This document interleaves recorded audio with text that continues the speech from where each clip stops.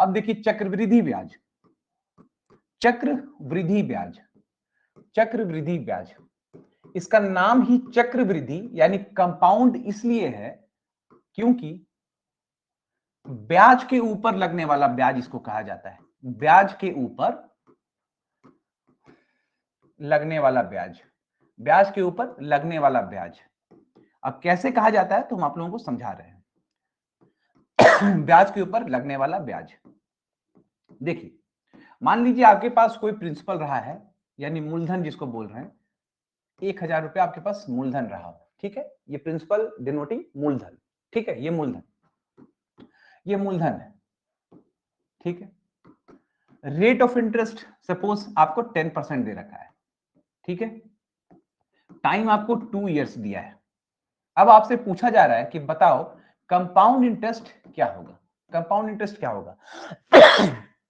तो आप लोग में से जितने लोग भी अगर टाइम एंड वर्क का भी क्लास अगर हमारे साथ किए होंगे तो देखे होंगे कि हम लोग लाइन मेथड को प्रीफर कर रहे थे और उससे ही सवालों को बना रहे थे। तो लाइन मेथड किस पे डिपेंड करेगा, अगर आप साधारण ब्याज चक्रवृद्धि ब्याज के बारे में बात करें तो वो यहाँ पर जो लाइन ये हम लोग खींच रहे हैं, ये लाइन जो खींच रहे हैं, ये कितना नंबर ऑफ लाइन्स होगा, तो ये डिपेंड करेगा वर्ष पे, साल पे।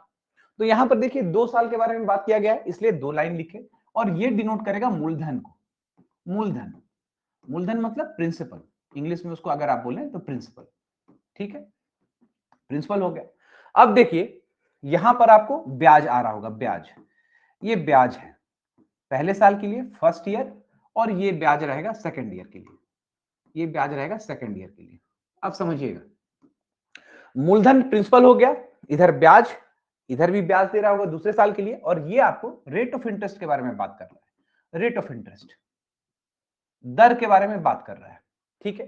तो अब इस सवाल को हम लोग कैसे बनाएंगे, बनाते हैं, देखिए 10,000 आप लिख दीजिए ऐसे, 10,000 है कि 1,000 है, 1,000, ये आपका मूलधन हो गया। 2 लाइन खींच लीजिए फर्स्ट ईयर में और सेकंड ईयर में। अगर आपको बोले कि 10% का मतलब हुआ 1/10, तो कहीं पर आप लोगों को दिक्कत होगी। आप लोग देखिए ना, 10% का मतलब ही यही हुआ कि अगर आप परसेंटेज को हटाते हैं तो परसेंटेज को हटाने का क्या तरीका होता है, परसेंटेज का मतलब ही होता है 100 का 1वां भाग, 1/100 पार्ट। तो इसको हम लोग ऐसे करते हैं, जब आप कट करेंगे तो 1/10। कभी भी साधारण ब्याज चक्रवृद्धि ब्याज का क्वेश्चन हो तो आप ये जो परसेंटेज को पहले फ्रैक्शन के फॉर्म में आप कन्वर्ट कर लें, ठीक है, परसेंटेज को फ्रैक्शन के फॉर्म में आप कन्वर्ट कर लें। अब देखिए करना क्या है, जिस तरीके से आप लोग यहाँ पर बताए थे कि ये मूलधन हो गया, और ये लाइन किस पे डिपेंड करता है, तो नंबर ऑफ ईयर्स, जितना साल उतना लाइन, 2 साल 2 लाइन बन गया यहाँ पर, ठीक, देखते चलिएगा। अब यहाँ पर रेट ऑफ इंटरेस्ट आपको पता ही है, रेट ऑफ इंटरेस्ट 1/10, 1,000 को 1/10 से भाग जब आप करेंगे तो देखिएगा ये जीरो कटा, 100 बचा, ठीक है।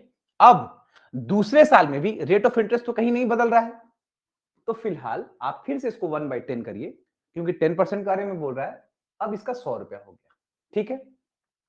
और आपको यही कहे थे हम कि सिंपल इंटरेस्ट क्या होता है, तो सिंपल इंटरेस्ट में इंटरेस्ट रिमेन्स सेम, यानी जो ब्याज का जो अमाउंट होता है वो सेम रहता है, पहले साल, दूसरे साल, तीसरे साल, चौथे साल, जितना भी साल के बारे में बात कहा जा रहा है, ठीक है।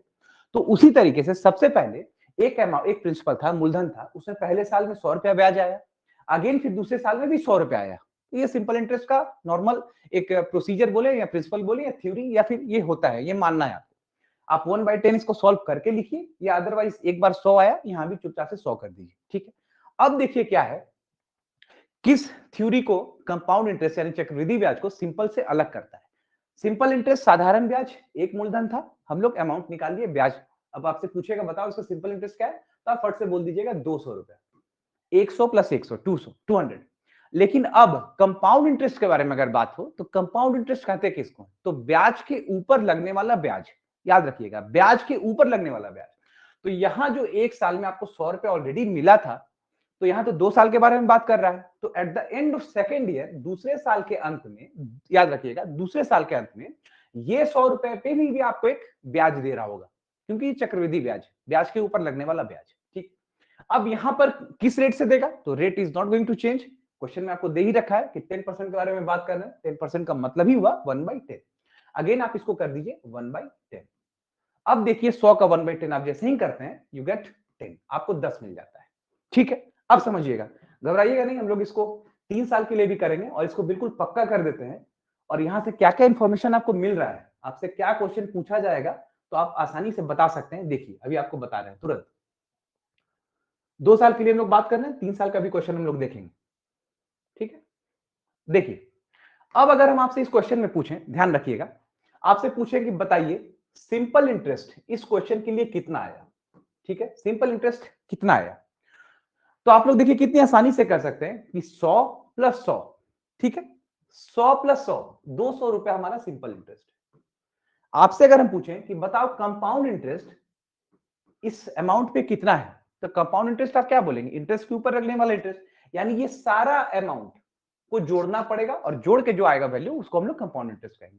यहां पर कितना आ रहा है, देखिए 100, दूसरे साल में फिर 100, और ये जो इंटरेस्ट दिया 10, तो क्या आप बोल सकते हैं कि कंपाउंड इंटरेस्ट आपके पास 210 रुपए है। ठीक है, आप लोग कोई मौका देंगे, आप बताइएगा अगर कुछ कंफ्यूजन रहेगा। उसके बाद अगला क्या इंफॉर्मेशन यहां से मिलेगा आपको, देखिए अब अगर हम आपसे पूछें कि बताओ डिफरेंस यानी अंतर किसके किसके बीच में, तो कंपाउंड इंटरेस्ट यानी चक्रवृद्धि ब्याज और साधारण ब्याज यानी सिंपल इंटरेस्ट का अगर हम आपको डिफरेंस पूछें कि बताओ, तो आप आसानी से बता सकते हैं।